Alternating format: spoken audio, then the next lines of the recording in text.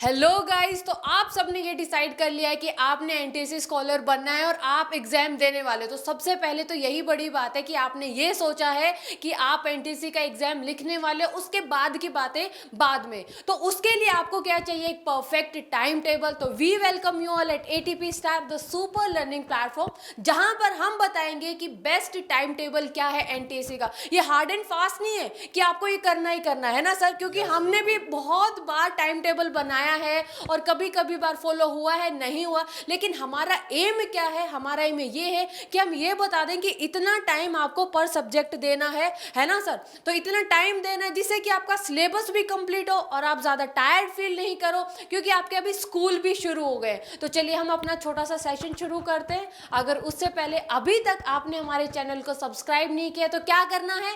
सबसे पहले अभी के अभी हमारे चैनल को सब्सक्राइब करना and do not forget to press the bell icon. तभी तो आपको सारी की सारी इंटरेस्टिंग वीडियोस की नोटिफिकेशन मिलेगी। तो चलिए शुरू करते हैं। बेस्ट टाइम टेबल क्या है? क्योंकि आपकी जर्नी की सबसे पहली सीढ़ी यही है कि आपने टाइम टेबल पता होना चाहिए और कैसे चीजें आगे करने। तो चलिए शुरू करते हैं। सर प्लीज बताइए, आप अपना एक्सपीरियंस शेयर करिए।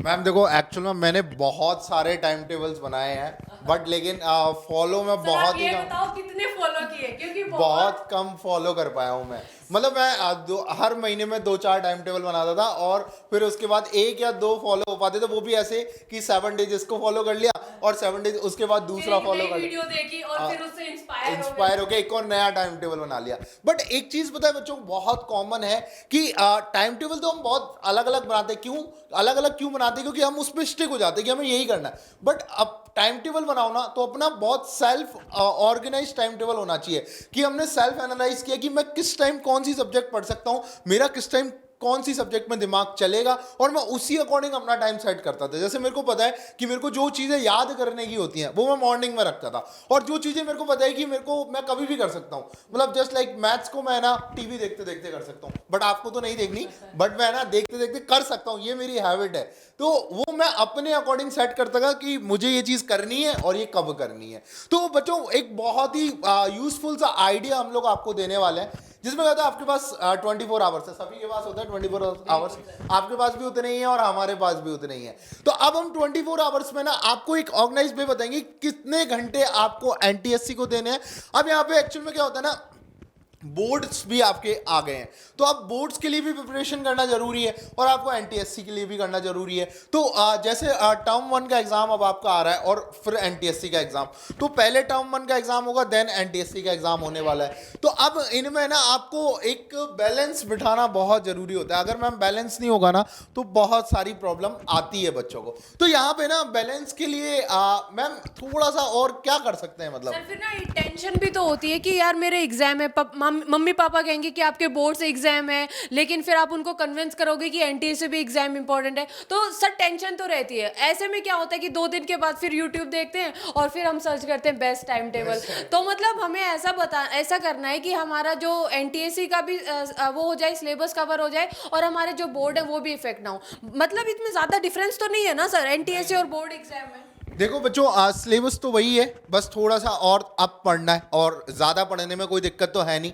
बस बोर्ड्स का ऐसे ही कि आपको एनसीईआरटी तो अच्छे से करनी है, तो एनसीईआरटी तो आपको स्कूल के लिए भी और एनटीएससी के लिए भी, दोनों के लिए अच्छे से पढ़नी है। तो यहाँ पर बच्चों हमने ना थोड़ा सा डिवाइडेशन दिया है कि अगर आप 24 आवर्स में 7 आवर्स की स्लीप ले लो तो आपके 17 आवर्स बचे मैम। 17 में से आप 7 आवर्स और स्कूल के ले लो, क्योंकि अब तो स्कूल स्टार्ट हो गए। पहले तो चलो ये था कि आपका मतलब ऑनलाइन क्लासेस चल रही थी, तो हमने 7 आवर्स स्कूल को और दे दिए, तो 7 और 7 14 हो गए। अब कितने बचे आपके पास? 10 आवर्स बचे। तो 10 में हमने 2 पार्ट में डिवाइड कर दिया 10 आवर्स को। 5 आवर्स तो हो गए आपके पर्सनल एक्टिविटीज। पर्सनल एक्टिविटीज का मतलब ये नहीं है कि आप पबजी खेल रहे हो, ठीक है, फिजिकल एक्टिविटी की तरफ, जैसे रनिंग, साइकिलिंग, इन चीजों की तरफ ध्यान दो, तो आपका क्या होगा, थोड़ा मेंटल पीस बना रहेगा, और मेंटल पीस जरूरी होता है। और 5 आवर्स आपने दे दिए प्योरली एनटीएससी को। तो ये तो हो गया मैम, मतलब मैंने अपने अकॉर्डिंग एक डिवाइड दे दिया कि हाँ इतने घंटे तो एनटीएससी को देने जरूरी है। तो अब आप एक बार बताओ, ये जो 5 आवर्स है एनटीएससी के, इनको मैं कैसे यूटिलाइज कर सकता हूँ सब्जेक्ट वाइज? क्योंकि मतलब वेटेज तो जरूरी है। ऐसा तो नहीं मैंने 5 घंटे आज मैथ्स ही मैथ्स पढ़ ली और 5 घंटे बायो पढ़ ली, तो काम चल जाएगा क्या? सर ये बात ना आपने बहुत सही की कि मैं 5 घंटे एक दिन मैंने मैथ्स पढ़ ली, क्योंकि अगर आप 5 घंटे एनटीएससी दे रहे हो तो इसका मतलब आपने सारे के सारे सब्जेक्ट्स आपने टच करने हैं। तो ये बात बहुत ज़्यादा सही कही है ना सर आपने कि क्योंकि ना कुछ कुछ बच्चे ऐसे होंगे कि जिनको मैथ्स बहुत पसंद है और किसी को साइंस बहुत पसंद है, तो कभी 5 दिन में पूरे दिन साइंस पढ़ते रहेंगे, सोशल साइंस पढ़ते रहेंगे। तो सर रिविजन बहुत ज़्यादा इंपॉर्टेंट है। तो आज हम ये बताने वाले हैं कि 5 घंटे को कैसे डिवाइड करें। तो सबसे पहले अगर मैं बात करूं, मैथ्स का तो फोबिया भी होता है कई लोगों को, तो वो कैसे है? सर मैथ्स का फोबिया मुझे भी था और मेरे को मैथ्स इतनी कभी डिटेल में आई नहीं समझ में, इसलिए मैंने बायो ली। और मतलब अगर आप मैथ्स अगर सर पढ़ाएंगे और टीचर्स अच्छे हों तो मे भी मैथ्स बहुत अच्छी हो जाती है। और क्योंकि मेरे को तो एक्सपीरियंस नहीं है कि मेरी मैथ्स अच्छी है, लेकिन अगर टीचर पे भी डिपेंड करता है। अगर टीचर सारे के सारे कॉन्सेप्ट क्लियर करता है तो, और मैंने ये भी देखा है कि अगर टीचर जिस सब्जेक्ट का अच्छा होगा तो आपका वो सब्जेक्ट बहुत सही रहेगा। तो हाँ, तो अभी बच्चों की मैथ्स कितनी अच्छी होती है वो सर के ऊपर डिपेंड करती है कि कितने अच्छे से वो कॉन्सेप्ट क्लियर करते हैं। तो चलिए हम करते हैं कि 5 घंटे जो एनटीएससी है वो कैसे डिवाइड करनी है। तो सबसे पहले मैथ को देना आपने 1 घंटा। तो सबसे इंपॉर्टेंट तो ये कि सारे के सारे सब्जेक्ट आपने टच करने। 1 घंटा आपने दे दिया मैथ को और फिर आपके पास बचे 4 घंटे। 4 घंटे आपने देने हैं सेट को, ठीक है। सेट में भी 1 घंटा साइंस पढ़नी है आपने, 1 घंटा मैथ्स पढ़नी है और आपने 2 घंटे सोशल साइंस पढ़ने, क्योंकि सोशल साइंस से सबसे ज्यादा क्वेश्चन आते हैं। और social science sir, social science क्या तो बच्चे का बहुत सही रहेगा और क्या बिल्कुल भी पसंद नहीं आएगा। तो मतलब बीच का नहीं है सोशल साइंस। अगर मेरी सोशल साइंस में थोड़ी वीकनेस है तो कैसे काम चले? मतलब क्या इसके लिए कोई मतलब कोई ऐसी चीज बताओ कि हाँ सोशल साइंस को लेके, और मतलब कई लोगों का होता है कि सर मेरा कुछ कुछ टॉपिक्स वीक है, मुझे रिवीजन की जरूरत है बहुत ज्यादा, तो उनके लिए कुछ है क्या आपके पास? सर सोशल साइंस का सबसे बेस्ट तरीका है, अगर आपको पसंद नहीं है, देखो नापसंद का तो कोई वो ही नहीं है, जिक्र ही नहीं है, क्योंकि हमने एनटीएससी निकालना है तो पसंद नापसंद तो हमें मैटर ही नहीं करता, हमें पढ़ना है। तो सोशल साइंस का सबसे बेस्ट तरीका है कि आप एक स्टोरी की फॉर्म में पढ़ो। हिस्ट्री है, हिस्ट्री को स्टोरी की फॉर्म में करो। जियोग्राफी आप 3D में कर सकते हो, और हमारी जो मैम है वो भी बहुत अच्छा पढ़ाती है। और सबसे बेस्ट जो क्या मुझे लगता है कि जो सोशल साइंस को आप सुबह उठ के कर लो, मतलब फ्रेश माइंड, हाँ मॉर्निंग में कर लो, फ्रेश माइंड रहता है और आपको चीज़ें भी बहुत अच्छे से याद होती हैं। और सबसे बेस्ट जो आपका है सोशल साइंस हो जाएगा। और जो जैसे कि आप जो मैथ्स है, मैथ्स को जैसे आप अगर थोड़ा सा रात में भी कर लोगे, क्योंकि वहाँ पे प्रैक्टिस है, वहाँ पे आपको ज़्यादा प्रैक्टिस करनी, तो आप ज़्यादा स्लीपी और डिजीनेस फील नहीं करोगे। तो सोशल साइंस का सर मेरा ये मानना है कि सोशल साइंस को उठो और सुबह उठ के अपना फ्रेश माइंड से पढ़ लो। हाँ ये चीज़ तो है, मतलब ये सारी चीज़ें तो मैम अब बच्चों को समझ आ गई, और बच्चों को ये भी समझ आ गया कि भाई बायो कितने घंटे पढ़नी है। और बायो के लेक्चर्स में तो आप कमेंट करते ही हो मैम आप रोज़ पढ़ाइए, डेली पढ़ाइए, तो वो सब चीज़ें तो मैम बच्चों को समझ में आ गई।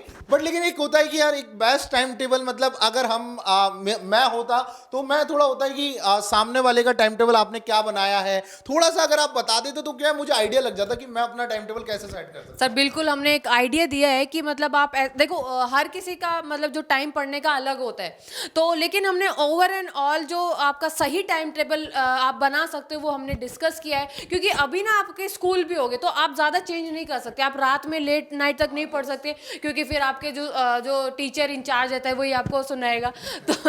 तो मेरे ख्याल से ये ऑन एन एवरेज अपना सही है। तो स्टार्टिंग में जैसे आप सुबह 5 बजे उठे, 5 से 7 आपने 2 घंटे आपने सोशल साइंस पढ़ लिया, और ये सोशल साइंस में एक दिन आपने जैसे हिस्ट्री पढ़ लिया, नेक्स्ट डे आपने ज्योग्राफी पढ़ लिया, नेक्स्ट डे आपने इकोनॉमिक्स पढ़ लिया, और जैसा भी जो आपने पिछले पढ़ा है वो चाहे आपका कम पढ़ो लेकिन आपने रिवाइज जरूर करना है। क्योंकि अगर आपने जैसे कोई फ्रेश टॉपिक पढ़ा और उसमें आपको 2 घंटे लग रहे हैं, तो नेक्स्ट डे अगर आप 4 दिन के बाद अगर वही टॉपिक करने में आपके अगर आधा घंटा लग रहा है तो उसका सर कोई वर्थ इट नहीं है वो।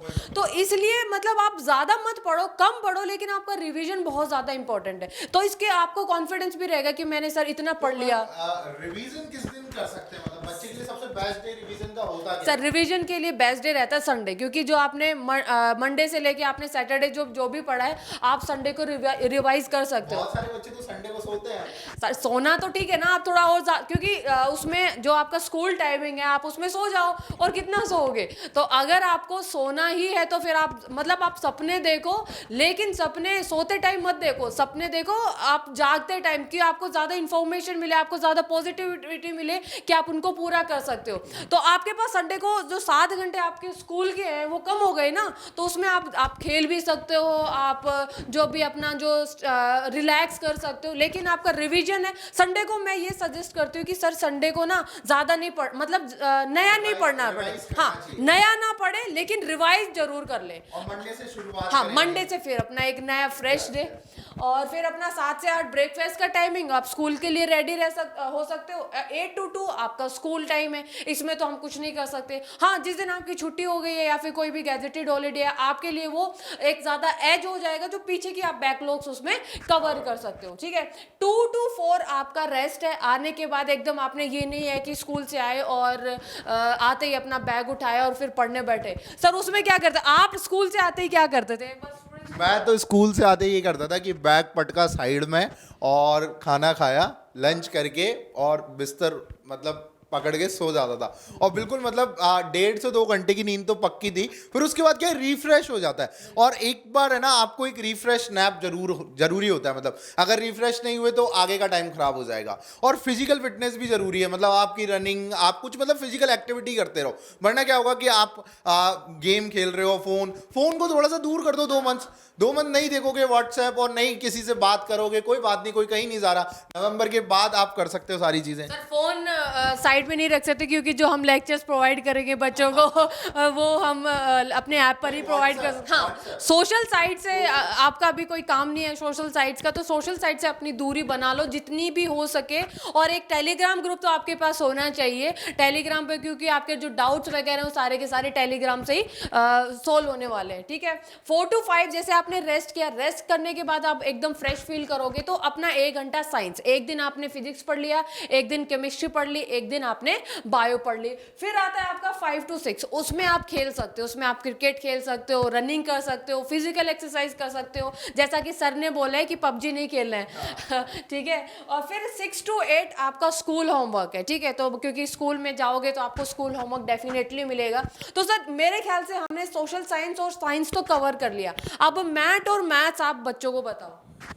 देखो बच्चों, मैथ्स का तो सिंपल सा फंडा है, पहले एनसीईआरटी करो अच्छे से, और आप 1 आवर मैथ्स के लिए दे सकते हो। इसमें मतलब मैथ्स में ही होता है कि ज़्यादा से ज़्यादा प्रैक्टिस करो। देखो थ्योरी पढ़ने से कुछ नहीं होता, जितनी प्रैक्टिस करोगे उतना ही काम आपका बनता जाएगा। मैथ के लिए मैं अभी भी बोल रहा हूँ, सामने घड़ी रखो, अलार्म क्लॉक रखो, कुछ भी रखो, लेकिन आपको टाइम बाउंड प्रैक्टिस की ही जरूरत है। एनटीएससी में सबसे ज़्यादा क्वेश्चन ही टाइम बाउंड आते हैं मैम।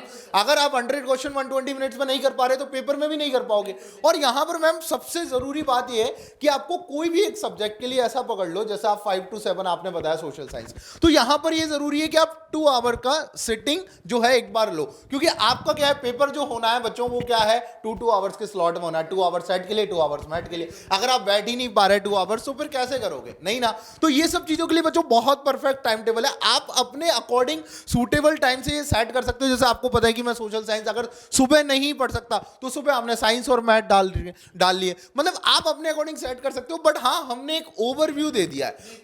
तो मैम यहाँ पर और कोई चीज बच्चों के लिए, मतलब कोई रिक्वायरमेंट आप बता सकते हो सर? और देखो एनटीएससी आपने देखो एक बार सोच लिया है ना, तो आपने बैक स्टेप नहीं लेना, मतलब करना है। थोड़ा सा बीच में क्या होता है कि सर ज्यादा पढ़ लिया, आपके दिमाग में ऐसे थॉट्स आने लगते हैं कि यार क्या मैं पढ़ रहा हूँ, ये थोड़ा बेनिफिट मिलेगा। देखो पढ़ा हुआ कभी खराब तो नहीं जाता, ये आपने बुजुर्गों से सुना है, ठीक है। मतलब अगर आपको मतलब पढ़ लिया ना, तो आगे कहीं ना कहीं तो आपका काम आएगा जरूरी, क्योंकि आपने इतने ज्यादा कॉम्पिटिटिव एग्जाम देने, आईआईटी देना है, जेई देना, नीट देना है, तो डेफिनेटली आपको बेनिफिट मिलेगा। अभी तो शुरुआत है। हाँ, अभी तो शुरुआत है, अभी तो आप इस जर्नी को एंजॉय करो और मतलब बैठ जाओ पढ़ने।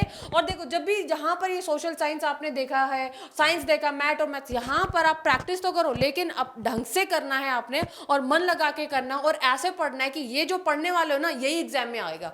अगर आपने ये सोच के पढ़ लिया तो डेफिनेटली मेरे ख्याल से सर बच्चे कर जाएंगे, मतलब स्टेज 1 आराम से निकाल लेंगे। और लेकिन कोर्स मतलब बच्चों के दिमाग में ये आता है कि क्या कुछ कोर्स है जी हमें पता चल जाए कि आपको यही पढ़ना है। क्योंकि अगर मैं बात करूं, बायो में एक चैप्टर होता है sir diversity of plant and animals, आपने अपनी 10th में भी पढ़ा होगा।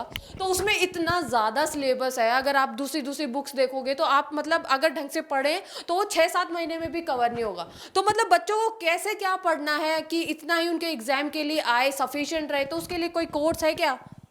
उसके लिए तो बच्चों एक बहुत ही बेस्ट कोर्स मार्केट में अवेलेबल है, वो एडीपी स्टार का एनटीएससी क्रैश कोर्स, जिसके लिए बच्चों आपको कुछ नहीं करना, आपको एक गूगल फॉर्म फिल करना है, वहां पे आपको कोड मिलेगा, कोड से आपको डिस्काउंट मिलेगा और सारी इंफॉर्मेशन आपको एडीपी स्टार की वेबसाइट पे और डिटेल वीडियोस भी हमने बनाए हैं, तो आपको काफ़ी वीडियोस अवेलेबल हैं और आप वहाँ देख सकते हो कि कैसे एक ऑर्गेनाइज कोर्स है जो कल से उसकी क्लासेस स्टार्ट हो रही हैं, आप वहाँ ज्वाइन कर सकते हो और बहुत ही एक अफोर्डेबल फीस है और जहाँ आपको बहुत सारी चीज़ें मार्केट के अकॉर्डिंग मतलब बहुत अच्छी अच्छी चीज़ें आपको मिल रही हैं।